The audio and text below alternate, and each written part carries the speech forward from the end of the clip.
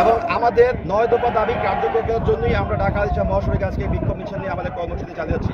এবং এখান থেকে আমরা পরিষ্কার ভাষায় ঘোষণা দিতে চাই, যদি অবিলম্বে আমাদের 9 দফা দাবি বাস্তবায়ন করা না হয়, 9 দফা দাবি মেনে না হয়, তাহলে আগামীকাল থেকে সারা বাংলাদেশে আমাদের শিক্ষার্থীদের আহ্বানে অসহযোগ কর্মসূচি চলমান।